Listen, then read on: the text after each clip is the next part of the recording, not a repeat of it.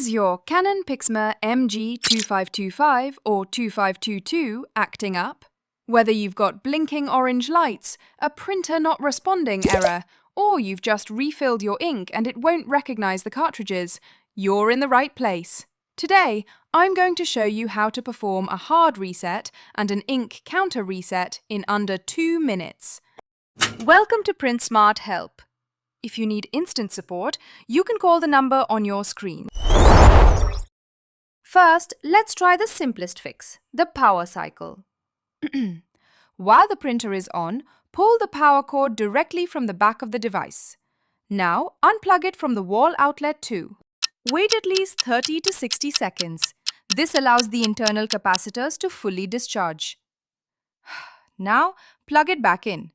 This often clears temporary communication glitches and busy errors.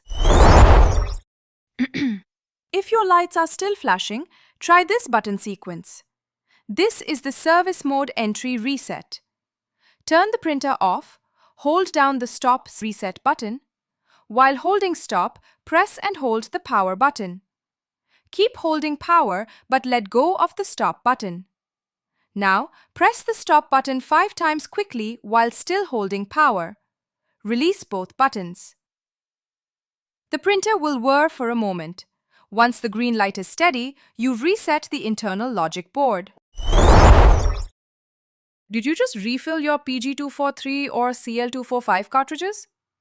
If the printer says they are empty, simply press and hold the stop reset button for 5 to 10 seconds. You'll hear the printer start moving. This tells the Canon to ignore the empty reading and keep printing. And that's it! Your Canon PIXMA should be back to work. If this helped you out, hit that like button and subscribe for more quick tech fixes. If you're still seeing an error code, drop it in the comments below and I'll try to help you out.